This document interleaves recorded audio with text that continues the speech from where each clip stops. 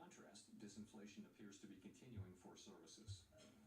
Near-term measures of inflation expectations have declined from their peaks earlier in the year, as reflected in both market and survey-based measures. Herkese iyi akşamlar. Şu an için faiz açıklaması var Fed'in. Ona denk geldim. Onu izliyorum. Faiz açıklamasının acaba hisselere ne tür bir etkisi olacak? Onun analizini yapmakla şu an meşgulüm. Canlı yayını açtım. Umarım keyifli bir canlı yayın olur. Takip etmeyi unutmazsınız.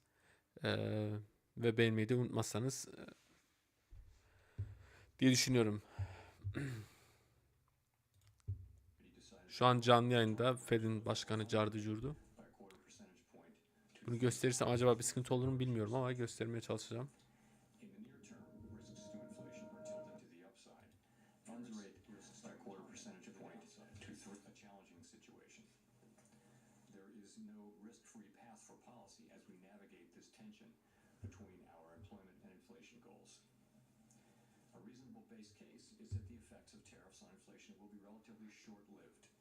Effectively a one-time shift in the price level.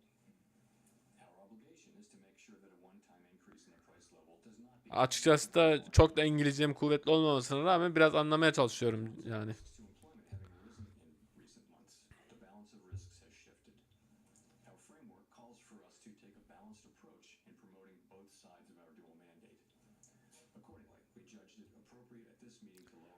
Şu Google Chrome'da şey var. 2 tane split with the current tab. Okay. Şimdi burada açıklaması var. Bu adam açıklıyor işte. Öbür taraftan da piyasaya nasıl bir etkisi olacak onu gözlemlemeye çalışıyorum mesela şu an için. Mesela bakalım Nasdaq endeksine. Yükseliş başlamış.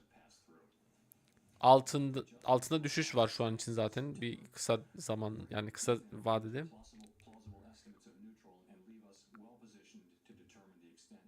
Adam konuştukça borsa yükseliyor. Şey düşüyor yani altın düşüyor. Bakacağız dur bakalım.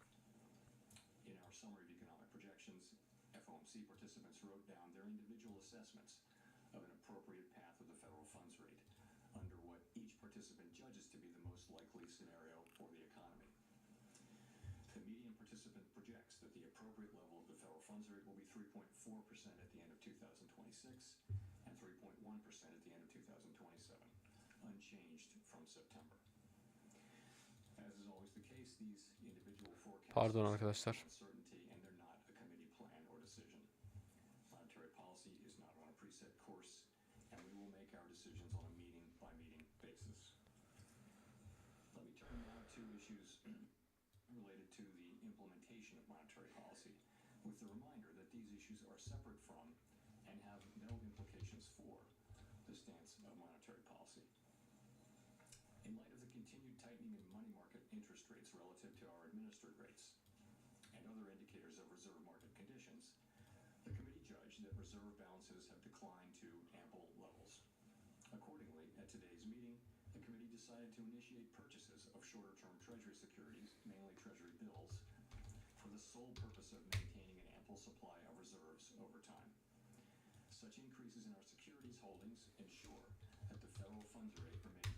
Şimdi Tesla hissesine bakalım. Tesla hissesi yükseliyor biraz.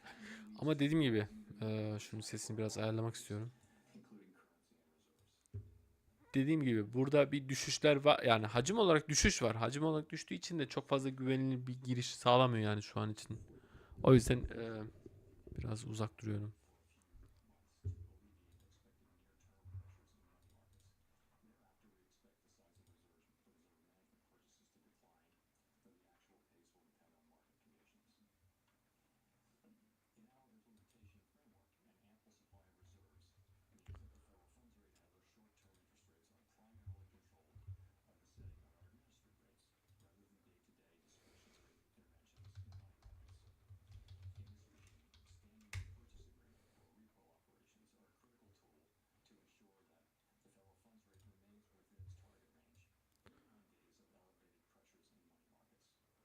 Şuradan göstereyim.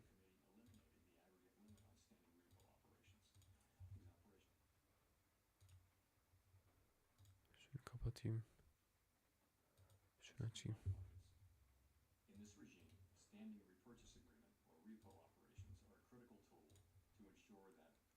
funds rate remains within its target range, even on days of elevated pressures in money markets. Consistent with this view, the committee eliminated the aggregate limit on standing repo operations. These operations are intended to support monetary policy implementation and smooth market functioning, and should be used when economically sensible. To conclude, the Fed has been assigned two goals for monetary policy: maximum employment and stable prices. We remain committed to supporting maximum employment, bringing our inflation sustainably down to our 2% goal, and keeping longer-term inflation expectations well anchored. Our success in delivering on these goals matters to all Americans. We understand that our actions affect communities, families, and businesses across the country. Everything we do is in service to our public mission. At the Fed, we will do everything we can to achieve our maximum employment and price stability goals. Thank you, and I look forward to your questions. Thank you.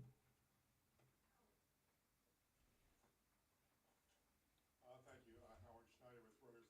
Just first turning to the statement, just to be clear, we're on the same page here. The insertion of the phrase, considering the extended timing of additional adjustments, does that indicate that the Fed is now on hold until there's some clearer signal from inflation or jobs or the evolution of the economy along the baseline outlook? So, yes, the adjustments since September bring our policy within a broad range of estimates of neutral. And as we noted in our statement today, we are well positioned to determine the extent and timing of additional adjustments based on the incoming data, the evolving outlook, and the balance of risks. That new language points out that we'll carefully evaluate that incoming data. And also, I would note that having reduced our policy rate by 75 basis points since September and 175 basis points since last September, the Fed funds rate is now within a broad range of estimates of its neutral value, and we are well positioned to wait to see how the economy evolves. If I could follow up on the outlook there, it seems like with the additional GDP growth coupled with easing inflation and a fairly steady unemployment rate, this seems like a pretty optimistic outlook for next year. What's given rise to that? Is this an early bet on AI? Is there some sense of improving productivity out there? What's driving that? Several things are driving what's happening in the forecast. And I would say if you look broadly outside forecasts, you see a pickup in growth in many of those now too. So it is it's partly that consumer spending has held up. It's been resilient, and to another degree it is that AI spending on data centers and related to AI has been holding up business investment. So overall, the baseline expectation for next year is, at least at the Fed, and I think with outside forecasters too, is a pickup in growth from today's relatively low level of 1.7%. I mentioned that the SEP median is 1.7 for this year growth and 2.3 for next year. You actually, some of that is due to the shutdown. So you could take 0.2 out of 2026 and put it in 2025. So it would really be 1.9 and 2.1. But overall, yes, for a few reasons. Fiscal policy is going to be supportive, and as I mentioned, AI spending will continue. The consumer continues to spend, so it looks like the baseline would be solid growth next year.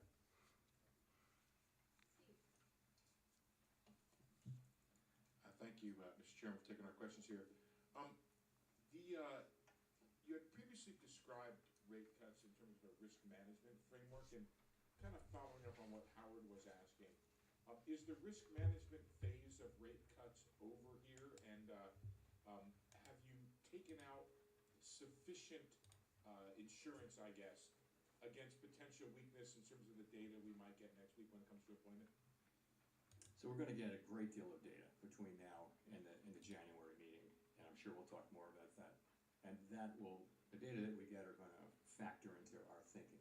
But yes, we have, if you go back, we held our policy rate at 5.4% for more than a year because inflation was high, very high, and unemployment in the labor market was really solid at that point. So what happened is over last summer of 24, inflation came down and the labor market began to show real signs of weakness. And so we decided as our Altın fiyatları düşüyor. when the risks Adam konuştukça her şey düşüyor. more equal, you should move from a stance that favors really Bu da one düşmüş. of them, in that case inflation, to a more balanced, more neutral setting. And so we did that. We did some cutting, and then we paused for a while to work our way through what was happening in the middle of the year. And then we resumed cuts in September. We cut now three. We now cut a total of 175 basis points. And as I mentioned, you know, we feel like where we're positioned now we're well positioned to wait and see how the economy evolves from here. If I could just follow up on the SEP, you have a whole lot of a big increase in the growth numbers, but not a big decline in the unemployment numbers. And is that an AI factor in there? What is going on in terms of the dynamic of you get more growth, but you don't get a whole lot of decline in unemployment? Thank you, sir. So it is, the implication is obviously higher productivity. And some of that may be AI. It just also, I think, productivity has just been almost structurally higher for several years now. So if you start thinking of it as 2% per year, you can sustain higher growth without more job creation. Of course, higher productivity is also what enables incomes to rise over long periods of time, so it's basically a good thing, but that's certainly the implication.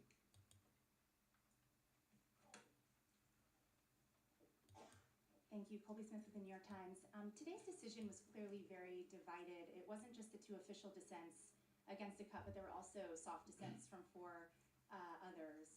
And I'm just wondering if this reluctance from several people to support recent reductions suggests that there is a much higher bar for cuts in the near term. And what exactly does the committee need to see if things are well positioned right now to support a January reduction? Sure. So let me just say, as I mentioned, and as I've mentioned here before, the situation is that our two goals are a bit in tension, right? So interestingly, everyone around the table at the FOMC agrees that inflation is too high and that we want it to come down, and agrees that the labor market has softened and that there's further risk. Everyone agrees on that. Where the difference is how do you weight those risks, and what does your forecast look like, and where do you ultimately where do you think the bigger risk is? And you know, it's very unusual to have persistent tension between the two parts of the mandate, and when you do, this is what you see. And I think it's actually what you would expect to see, and we do see it. Meanwhile, the discussions we have are as good as any we've had in my 14 years at the Fed. They're very thoughtful, respectful, and you just have people who have strong views. And you know, we come together and we reach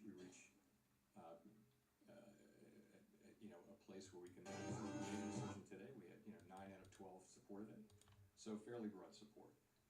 But it's not like the normal situation where everyone agrees on the direction and what to do. It's more spread out, and I think that's only inherent in the situation. In terms of what it would take, you know, we all have an outlook in terms of what's going to come, but I think ultimately having cut 75 and you know the effects of the 75 basis points coming in, as I've said before a couple of times, we're well positioned to wait to see how the economy evolves. We'll just have to see. And we will get, as you know, quite a bit of data. I should mention on the data, as long as I'm talking about it, that we're going to need to be careful in assessing, particularly the household survey data. There are very technical reasons about the way data are collected in some of these measures, both in inflation and in labor, in the labor market, so that the data may be distorted and not just sort of more volatile, but distorted,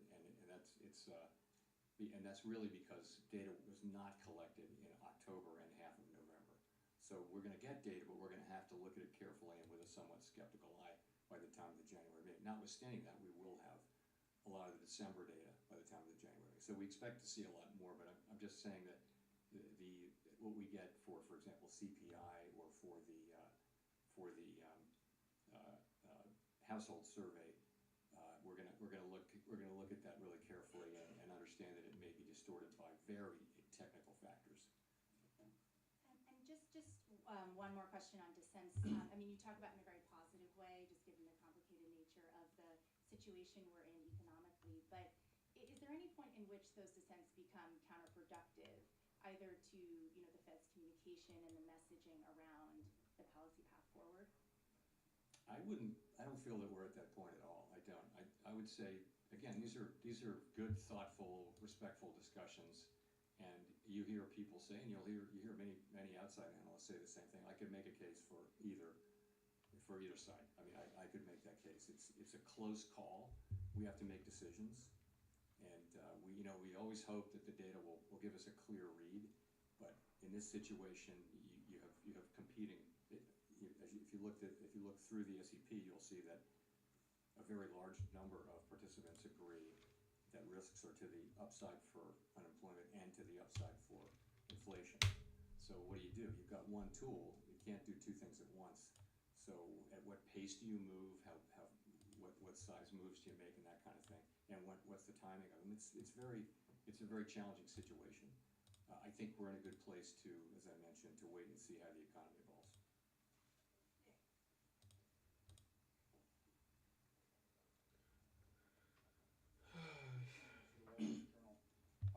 Chair Powell, there's been some discussion recently in the 1990s. In the 1990s, the committee did two discrete sequences of 3 quarter-point cuts, one in 1995-96 and one in 1998. And after both of those, the next move in rates was up, not down. With policy now closer to neutral, is it a foregone conclusion that the next move in rates is down, or should we think of policy risks as genuinely two-sided from here? So I don't think that a rate hike is anybody's base case at this point, and I'm not hearing that. What you see is some people feel we should stop here and that we're at the right place and just wait. Some people feel like we should cut once or more this year and next year. But when people are writing down their estimates of policy of where it should go, it is either holding here or cutting a little or cutting more than a little. So I don't see the base case as involving that. So of course, a data set of 2, now 3 is not a big data set, but you are right about those 2 3-cut times in the 90s.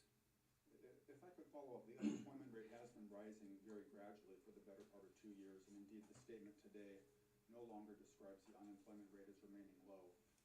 What gives you confidence it won't continue rising in 2026, especially when housing and other rate-sensitive sectors still appear to be feeling restrictive policy from the, notwithstanding the 150 basis points in cuts prior to today?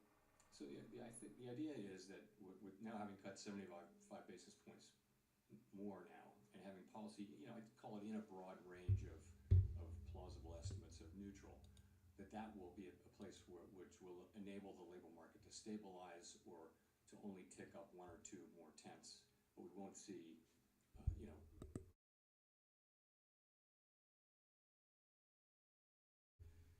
policy is still in a place where it's not accommodative, and we feel like we have made progress this year in non-tariff related inflation, and as tariffs come through, as they flow through, that'll show through next year. But as I said, we're well placed to wait and see how that turns out. That is our expectation, but we're going to start to see. Şu an için istedikleri kadar konuşsunlar. Hacim yok piyasada. Piyasada hacim olmadığı için yukarı yönlü bir hareket olacağını şu an için ben düşünmüyorum. Aynı şey altın için geçerli yani. Şu an için altında da böyle bir aşağı yönlü bir hareket doğabilir. Net bir yön yok yani şu an için. Şu son geçtiğimiz 4-5 gün içerisinde işte 1, 2, 3, 4, 5, 6, 7, 8. Yani son geçtiğimiz 2 hafta içerisinde altın bir yön aracı içerisinde 4210 ile 4180, 4200 arası gidip geliyor. Bu durumda bekleyip şey yapmak lazım. İsmidir. Yönünü bulduktan sonra girmekte fayda var. Şu an için herhangi bir yön yok. Beklemekteyim şu an altında. Öyle söyleyeyim. Why did we move today? I would say point to a couple things. First of all, gradual cooling in the labor market has continued. Unemployment is now up 0.3 from June through. Yani şu an için benim beklediğim benim çok bariz bir şekilde bir yukarı doğru hareket beklemiyordum aslında da yine de öyle bir şey olur diye bir şey yaptım. Tahminde bulundum. Ama piyasalarda gördüğümüz gibi sağdaki insan ne konuşursa konuşsun piyasada hareket var mı yok mu? Yani onu gözlemlemek lazım. Onun dışında da yani ben bir şey göremedim açıkçası. Neyse, zaten yayında bir kişi izliyor. Bir kişi, o da benim galiba büyük ihtimal. Diyecek bir şey yok. Yani duruma göre piyasayı değerlendireceğiz artık. Herkese iyi akşamlar.